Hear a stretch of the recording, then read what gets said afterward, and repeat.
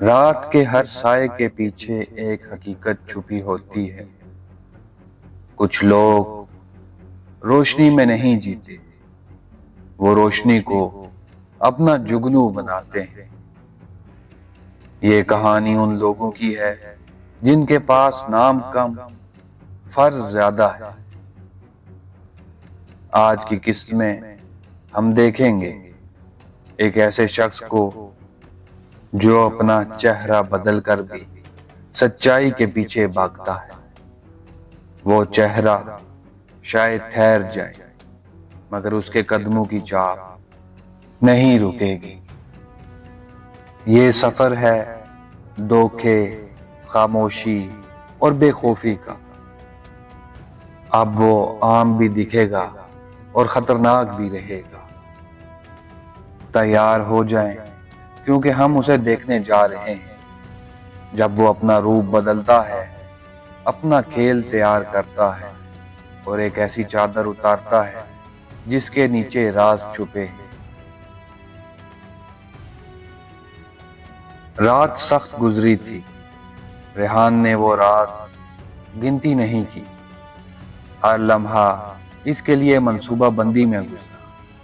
وہ ہر چھوٹی حرکت، ہر ممکن راستہ، ہر معمولی بات کا وزن کرتا رہا۔ اب صبح اٹھتے ہی اس نے ایک فیصلہ کیا۔ وہ آج کھڑا نہیں رہے گا۔ ریحان کے نام پر آج وہ ایک نیا چہرہ لے کر باہر جائے گا۔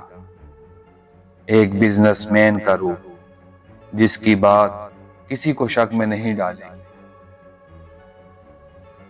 صبح ہوئی تو اس نے اپنی واحد ڈیوائس کھولی، وہ موبائل نما آلہ جس میں پورا مشن، نقشہ اور جتنی بھی ضرورت تھی سب موجود تھا۔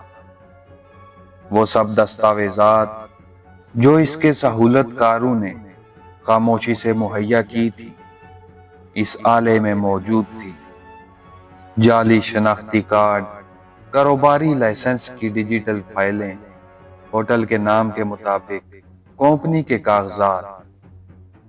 ریحان نے اپنا نام بدل دیا، ایک سادہ نام چن لیا جو عام کاروباری دنیا میں کہیں کھو جائے گا۔ اس نئے نام کے ساتھ اس نے کپڑے بدلے، سادہ مگر مہذب سوٹ، ایک معمولی مگر مہنگی گھڑی اور ہوٹل کی سرحد عبور کرنے کے لیے مناسب بیگ۔ وہ جانتا تھا روپ تو صرف لباس نہیں، اس کی حرکات، اس کا بولنے کا انداز، اس کی پرسکون چال سب بدلنی ہے۔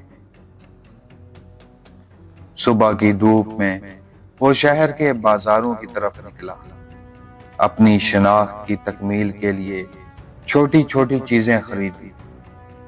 ایک سادہ مگر معیاری جوتا، ایک بیگ جو بزنس مین کے لیے مناسب دکھتا ہو اور ایک چھوٹا نوٹ بک، شاید بس بہانے کے لیے۔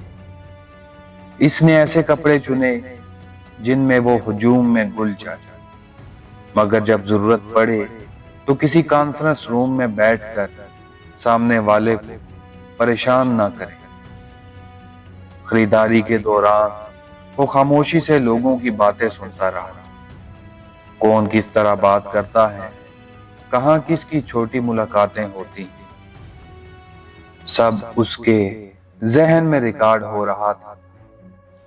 ہوٹل کا انتخاب سوچ سمجھ کر کیا گیا، ایک درمیانے درجے کا ہوٹل جو کاروباری ملاقاتوں کے لیے عام سمجھا جاتا تھا۔ اس نے اپنا نام اور کمپنی کا نام بتایا، چند دن کے لیے کمرہ بک کرایا اور کہا کہ وہ کاروباری دورے پر آیا ہے۔ جعلی کاغذات جو پہلے سے ڈیجیٹل طور پر اس کی ڈیوائس میں تھے ہوٹل کے سامنے ظاہر کرنے کے لیے کافی سمجھے گئے۔ وہ ہوٹل کی لابی میں بیٹھا، ایک کپ چائے منگوائی اور اپنے اندر ایک خاموش خود اعتمادی رکھی۔ ہوٹل کے کاؤنٹر پر کوئی گہری جانچ نہ ہو، اس کی باڈی لینگویج نے سب کچھ ٹھیک دکھایا۔ ایک عام بزنس مین جو شہر میں کام کے سلسلے میں آیا ہے۔ دستاویزات کیسے آئیں وہ منظر عام پر نہیں آئیں گے۔ سہولت کار خاموش رہتے ہیں، صرف اشاروں میں کام کرتے ہیں۔ ریحان نے اپنی ڈیوائس سے ایک کوڈ ایکٹیویٹ کیا اور کچھ گھنٹوں میں ایک پیکٹ ہوٹل کے باہر والے دروازے کے نیچے پھینک دیا گیا۔ اندر جعلی آدھارا کمپنیاں، بزنس کارڈز اور ایک چھوٹی ڈیجیٹل ڈیوائس تھی جس میں اس کمپنی کے معمول کے معاملات لکھے گئے تھے۔ یہ سب اس لمحے تک راز رہے جب تک ریحان نے خود پڑتال نہ کی۔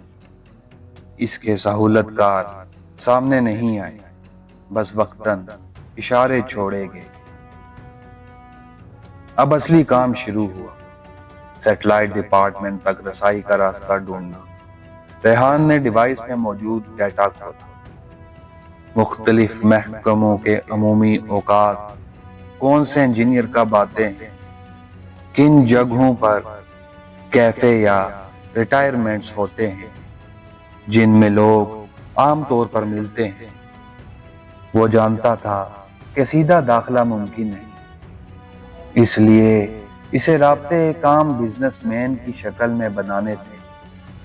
کسی انجینئر سے غیر رسمی طور پر ملنے کا بہانہ، کسی کانفرنس یا سیمینار میں شرکت۔ ہر کڑی وہ ایک ایک کر کے جوڑ رہا تھا، ایک ملاقات کو کوچ کر کے، ایک وقت منتخب کر کے، اور ایک مقام جہاں سے حقیقی دنیا کا رابطہ مل سکتا تھا۔ کئی دن کی چھوٹی کوششوں کے بعد ایک موقع ملا۔ ہوٹل کے قریبی ایک کاروباری دفتر میں ایک شخص آیا جو سیٹلائٹ سے منسلک سپلائی چین میں کام کرتا تھا۔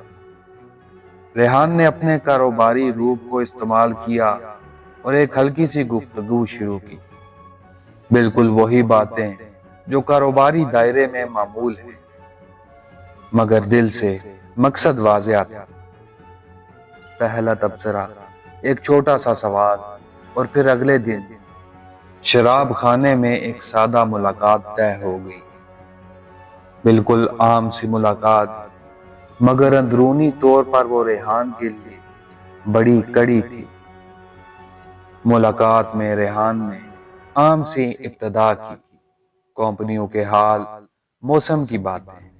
پھر دھیرے دھیرے وہ موضوع سیٹلائٹ اور سپلائی چین کی طرف موڑا۔ سامنے والا آدمی ابتدا میں محتاط تھا، مگر ریحان کے انداز میں اس طرح کی تسلسل تھی جس نے شک کو کم کر دیا۔ وہاں سے اسے ایک چھوٹی سی اطلاع ملی، ایک عمومی وقت جب کچھ تکنیکی لوگ لازمی بطور معمول وہیں سے گزرتے تھے، اور ایک کنٹریکٹر جس کا نام ذکر ہوا جو داخلی دستاویزات سے گزرتا تھا۔ یہ معلومات قطعی طور پر اہم تھی، سیدھی داخلی رسائی تو نہیں، مگر ایک راستہ جو آگے جا کر بڑا راستہ کھول سکتا تھا۔ جیسے ہی ریحان نے یہ ذیلی معلومات حاصل کی، اس کی ڈیوائس پر خاموشی سے ایک نیا نوٹس آیا، کبھی سہولت کار کا اشارہ، کبھی خود نیٹ ورک کا پنگ۔ اس نے سمجھ لیا کہ دشمن بھی حرکت میں ہے، نگرانی بڑھ گئی ہے۔ اس نے تہہ دل سے پلان کا اگلا مرحلہ ترتیب دیا، ایک فرضی پیشہ ورانہ معاہدہ، ایک رسمی ملاقات کا وقت، اور ایک چھوٹی سی لاجسٹک ڈیلیوری جو اندر جانے کا بہانہ بنے گی۔ لیکن یہ قدم خطرناک تھا۔ اس نے دل میں ایک چیز دہرائی، جلد بازی موت لا سکتی ہے، پر دیر بھی نقصان دہ ہو سکتی ہے۔ اب فیصلہ نہایت اہم تھا۔ ریحان نے بالآخر وہ قدم اٹھایا۔ ایک شام جب کانفرنس خالی تھی، وہ سپلائی چین کے کنٹریکٹر کے ساتھ ایک چھوٹی سی ڈیلیوری کی بات بناتا ہے۔ ایک عام دستاویز پیکٹ جو اندر جا کر چیک کیے جانے کے عادی تھا۔ پیکٹ اس کے سہولت کاروں نے پہلے ہی سلسلہ وار اس رستے پر پہنچوا دیا تھا۔ وہ پیکٹ اندر گیا اور ریحان نے محض معمولی بات چیت کی، مگر جب اندر والے کمرے کے ایک دروازے کے قریب اس نے جھانکا، اس نے ایک ایسی چیز دیکھی جس نے اس کے پاؤں جما دیے۔ ایک سادہ سا سٹال تھا، مگر اس کے نیچے ایک سگنل ڈیوائس کا سا انوکھا نقشہ تھا، اور اسی لمحے اس کی ڈیوائس نے خاموشی سے ایک پیغام رسیو کیا: تمہارا وقت ختم ہو رہا ہے۔ یہیں پر میں اس قسط کو چھوڑ رہا ہوں، کیونکہ اب ریحان نے اندر کا ایک دھاگا پکڑ لیا ہے، مگر اسی دھاگے نے اسے خطرے کے سامنے لا کھڑا کیا ہے۔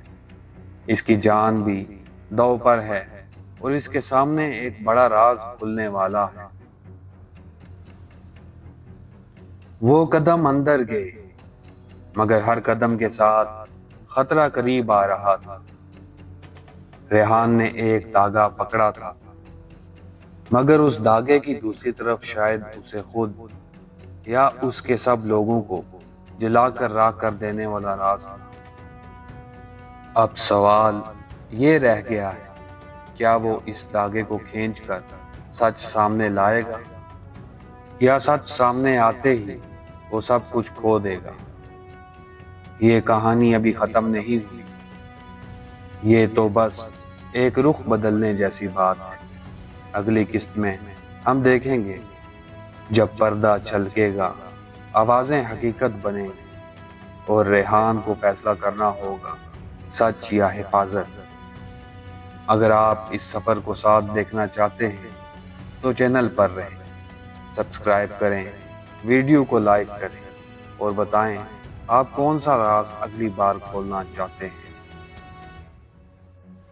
اب خاموش رہیں، مگر چوکنا رہیں، کیونکہ زمین بول چکی ہے، اور سچ اب خاموش نہیں رہے گا۔